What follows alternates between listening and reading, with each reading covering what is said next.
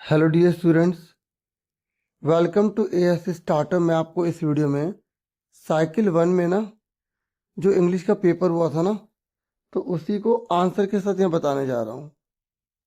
देखिए, सबसे पहले यहाँ पर हम देख रहे हैं ग्रामर आई है। और जो बच्चे सीबीएसई से स्टडी कर रहे हैं ना, जो बोर्ड के एग्ज़ाम की तैयारी कर रहे हैं, उनके लिए भी वीडियो काफ़ी हेल्पफुल रहेगी। ठीक है, तो देखिए पहला क्वेश्चन यहाँ पर दिया गया है, आपको फिल इन द ब्लैंक यहाँ पे भरना है और यहाँ बताया गया कि इस सेंटेंस को आपको कंप्लीट करना है।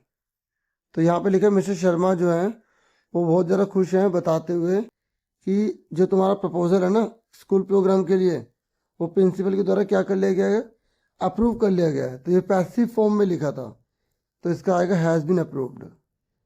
ठीक है, उसके बाद देखो ये पेरेंट में चल रहा है, तो आपको पेरेंट का ध्यान रखना। ये कट गया, आप कटिंग वाले तरीके से इस सवाल को किया करो। अब जैसे विल लिखा है और विल के बाद हमेशा वर्ब की फर्स्ट फॉर्म लगते, तो ये भी डिलीट हो गया। ठीक है, अब हमारे पास ये और ये बचा था। अब ये प्रोग्राम सिमिलर है, और जब सिमिलर है तो सिमिलर वर्ब लगानी चाहिए थी, यहाँ पे हैव लगा दी, ये भी गलत हो गया। जैसे अगर किसी को इंग्लिश के रूल्स नहीं पता ना, तो कटिंग वाले सिस्टम से अगर वो करेगा ना, तो बहुत ईजी तरीके से कर सकता है।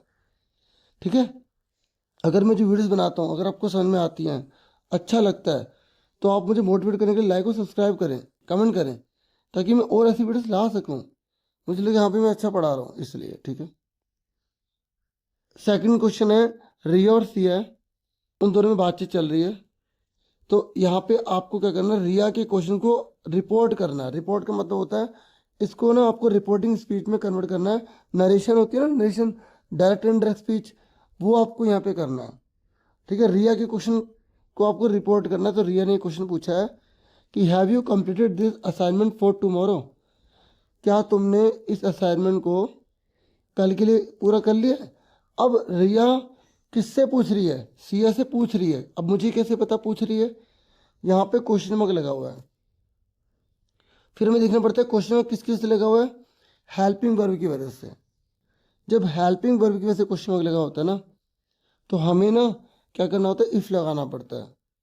ठीक है, मैं आपको आंसर लास्ट में सारे दिखा दूंगा, अभी आपको समझा रहा हूँ। ठीक है, तो आंसर में आप ये लिखोगे, रिया आस्क्ड सिया, फिर इफ लग जाएगा, फिर यू कौन है, सिया लड़की है, तो शी आ जाएगा। ठीक है, फिर हैव का हैड हो जाएगा, पास्ट में बदल जाता है, इफ शी हैड। अगर इसको आंसर देखना ना खाली, तो लास्ट में वीडियो में देख लेना। ठीक है, इफ शी हैड हो जाएगा कंप्लीटेड, फिर पूरा सेम उतार देंगे, टुमारो की जगह नेक्स्ट डे आ जाएगा। ठीक है, चलो मैं आपको आंसर दिखा ही देता हूँ।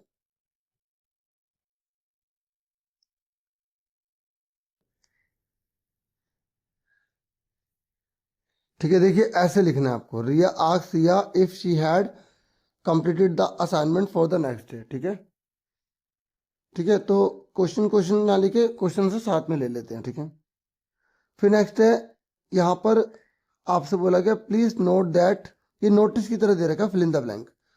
Please note that the science exhibition will be held on 15 August. Note कर लीजिए कि साइंस एग्जीबिशन जो है 15 अगस्त को होने जा रहा है। Dash information must be conveyed to all students of class 9th and 10th। ये इंफॉर्मेशन सभी बच्चों को दे दी जाए। तो अगर हम क्वेश्चन पेपर में देखें, वहाँ पे ऑप्शन थे, मैं आपको दिखाता हूँ एक बार। तो यहाँ पर बेस्ट आंसर क्या आएगा, देखिए यहाँ पर जो बात की जा रही है वो फ्यूचर के रिगार्डिंग है, 15 अगस्त के रिगार्डिंग है, और ये एक ही चीज़ के रेफरेंस में बात की जा रही है, और वो भी आने वाली है। तो यहाँ पर दिस आएगा। ठीक है, और अगर ये इंफॉर्मेशन बहुत सारी होती तो हम दिस लगा सकते थे वहाँ पर। ठीक है, और अगर वो पहले की इंफॉर्मेशन थी और अगर वो एक थी तो दैट लगाते, और बहुत सारी होती तो दोस्त लगाते। फिर ऐसे ही नेक्स्ट है, यहाँ 4th नंबर पे देख रहे हैं, यहाँ पर बॉस ने बोला कि आपने ये जो इंफॉर्मेशन है ना मिस्टर शर्मा, अगर why did you not inform mister Sharma about the change in the new project. Arjun से बोल रहे हैं कि आपने मिस्टर शर्मा को इस चेंज के बारे में जो न्यू प्रोजेक्ट में हुआ है वो आपने क्यों नहीं बताया।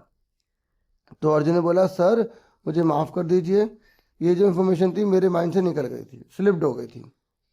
तो अब क्वेश्चन में किसको रिपोर्ट करना है, यहाँ पर रिपोर्टिंग के लिए बोला गया अर्जुन बोस आज, तो अर्जुन के बोस को ही हमें रिपोर्ट करना है, तो इस लाइन का हमें रिपोर्ट करना है।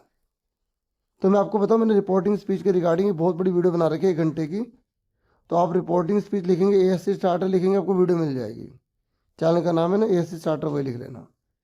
तो आप कैसे इसको करेंगे, तो देखो यहाँ पर आप लिखेंगे अर्जुन बॉस आस्क्ड हिम, क्योंकि यहाँ पे डब्ल्यू फैमिली तो वाई का वाई आ जाएगा, यू कौन है अर्जुन तो लड़का तो ही हो जाएगा, और डिड का हैड हो जाएगा। क्या हो जाएगा, हैड। और नोट का नोट रहेगा, इन्फॉर्म का इन्फॉर्म्ड हो जाएगा। ठीक है, mister Sharma about the changes in the new project, बाकी सेम रहेगा, तो इसलिए इसका आंसर बी हो जाए। क्लियर हो गया। फिर नेक्स्ट बोला गया आपको एरर पता लगानी है। ठीक है, nearly every shops was close for independence day, मतलब इंडिपेंडेंस डे है ना, तो लगभग सारी दुकानें बंद है। तो यहाँ पर आपको पता लगाना गलती क्या है, तो देखो यहाँ पे एवरी लिखा आ गया, और जब एवरी लिखा आता है तो यहाँ पे सिंगुलर सब्जेक्ट यूज किया जाता है, तो शॉप्स की जगह शॉप आ जाएगा। अब मैं आपको आंसर दिखा रहा हूँ सारे, और ये लेटर आया था, ठीक है, और ये न्यूज़पेपर के थ्रू था। मैंने भी आपको पैटर्न की वीडियो बना रखी हुई है, दे रखी है, अब वो यूज़ करना। आप लिखना letter to editor ASC starter, वो पैटर्न वाली वीडियो मिल जाएगी। बाकी इस वीडियो में मैं इसका आंसर दिखा रहा हूँ। ठीक है, पहले बता दूँ क्या क्या है। यहाँ पर जो लेटर आया ना, वो यहाँ पर आया है कि सिंगल यूज प्लास्टिक है ना, वो बहुत बढ़ रहा है, मतलब यूज़ करा प्लास्टिक फेंक दिया, दोबारा यूज़ नहीं होता। तो ऐसे करोगे पर्यावरण प्रदूषण बहुत होगा। तो प्लास्टिक के वेस्ट को कम करने के लिए आपको एडिटर के थ्रू अथॉरिटी को लेटर लिखना है। ठीक है, फिर ये पोएम आई हुई है, यहाँ पे आपसे लिटरेरी डिवाइस बोला गया है, इनका क्या सिंबलाइज किया गया है, इस कहानी का सेंट्रल थीम क्या है, ये पूछे गए हैं।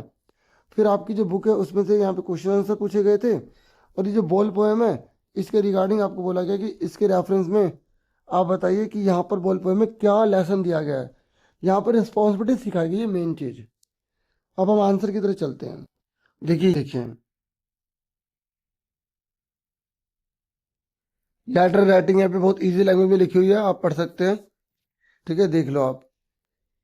सिंगल प्लास्टिक के यूज़ को जो है ना बहुत ज़्यादा इंक्रीज हो रहा है, तो उसके ऊपर हमें बोलना है कि भाई इसका यूज़ कम से कम हो, तो कम्युनिटी जो है, जो भी अथॉरिटी है वो स्ट्रिक्ट एक्शन ले। ये इस तरीके से पॉइंटों में लिखा, पैराग्राफ में लिख देना। ठीक है, बाकी अगर आप ऐसा लिखना चाहे लिख सकते हैं। ठीक है, ये पूरा लेटर हो गया। और ये फर्न आई जो पोएम है, तो उसमें ये पूछा गया था कि दो लिटरेरी डिवाइस कौन सी है। एक अलिट्रेशन यूज हुआ है, अलिट्रेशन मतलब होता है जब सेम अल्फाबेट आता है, एस एस पहला वाला। इमेज मतलब कल्पना करना। यहाँ पे फायर और जो आइस है ना, वो ह्यूमन के इमोशन को दिखाया गया है। आग किसका प्रतीक है, डिजायर का, ग्रिड का, लस्ट का।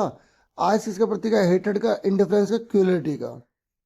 ठीक है, फिर ये कहानी हमें बताना क्या चाहती है, ये कह रही है कि the destructive potential of human emotion like Dzire hated can bring about the end of the world. मतलब ये इंसान की जो नफरत है ना, ये जो इच्छाएं हैं, ये संसार को खत्म कर सकते हैं, इसे रोकना होगा। बाकी आपकी बुक के क्वेश्चन आप अपने लैंग्वेज में बना के भी लिख सकते हैं। ठीक है, ये जैसा आपको ठीक लगे आप लिख सकते हैं, अपना बना बना के लिख देना। ठीक है, बोल पोएम की मैंने समरी आपको बता ही दिया कि भाई मेन इसमें बात क्या है, रिस्पॉन्सिबिलिटी सिखाई गई है। ठीक है, जो पोजीशन है, जो हमारी जो खुद की चीज़ है उसकी वैल्यू क्या होती है, मेन आपको इसमें ये याद रखना है, ये वाला रियलिटी को पहचानना, इंपॉर्टेंस को पहचानना। ठीक है, तो इतना ही था इस वीडियो में। Thank you for watching and listening carefully. Take care, dear students.